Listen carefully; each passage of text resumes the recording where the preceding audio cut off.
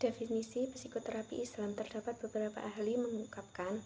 Yang pertama yaitu menurut Rojab, psikoterapi Islam sebagai suatu teknik psikoterapi yang bertujuan menumbuh kembangkan kepribadian dan kesehatan mental dengan metode preventif, kuratif, konstruktif, dan rehabilitatif, serta melibatkan aspek iman, ibadah, dan tasawuf.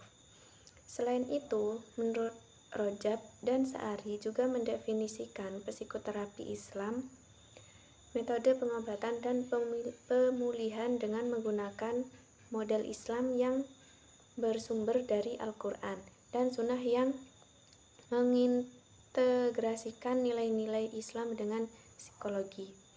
Kemudian, menurut Rohman dan Kol, psikoterapi Islam merupakan metode psikoterapi yang meliputi tahapan pembersihan jiwa dan hati, misalkan dengan penyucian jiwa, bersungguh-sungguh melawan hawa nafsu, dan memperbaiki akhlak, karakter, atau kepribadian. Selain itu, Bahri dan Saifuddin, psikoterapi Islam dapat diartikan sebagai upaya penyembuhan terhadap gangguan fisik, psikis, maupun spiritual dengan melakukan diagnosis dan asesmen terlebih dahulu.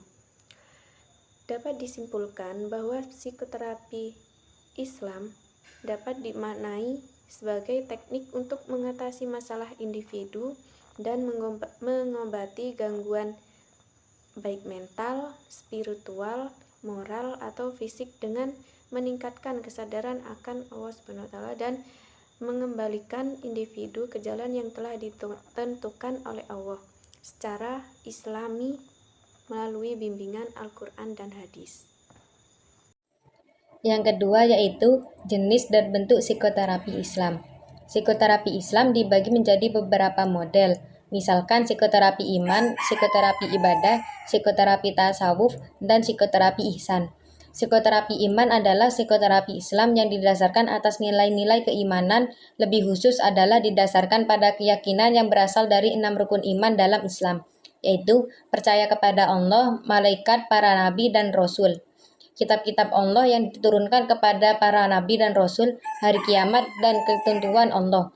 Adapun psikoterapi ibadah merupakan metode psikoterapi Islam yang didasarkan pada praktik ritual peribadatan dalam Islam, khususnya yang merujuk pada 5 rukun Islam, misalkan sholat, zakat, puasa, dan haji. Sedangkan psikoterapi tasawuf merupakan metode psikoterapi Islam yang merujuk pada praktik pengolahan jiwa berdasarkan praktik-praktik yang dilakukan oleh para pelaku tasawuf atau sufisme. Pada akhirnya, psikoterapi tasawuf ini kemudian melahirkan berbagai pengalaman batiniah dan rohaniyah yang dianggap berdampak positif pada kesehatan mental dan spiritual serta melahirkan perilaku yang baik. Terakhir yaitu teknik psikoterapi melalui keimanan.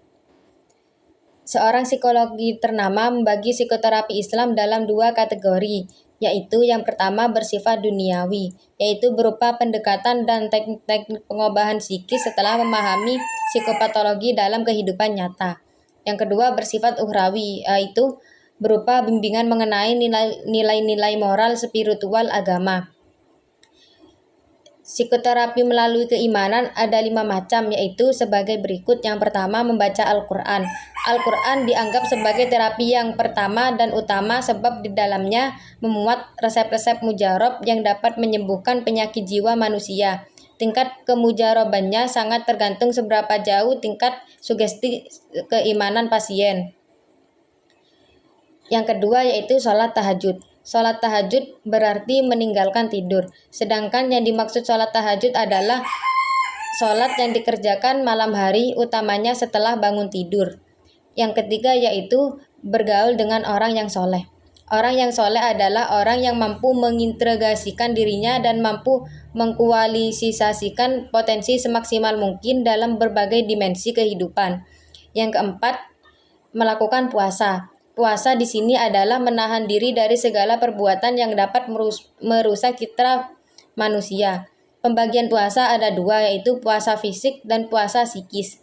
Yang terakhir, yang kelima, yaitu zikir.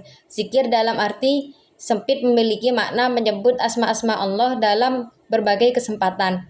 Sedangkan dalam arti luas mengingat segala keagungan dan kasih sayang Allah yang telah diberikan serta mentaati perintahnya dan menjauhi larangannya.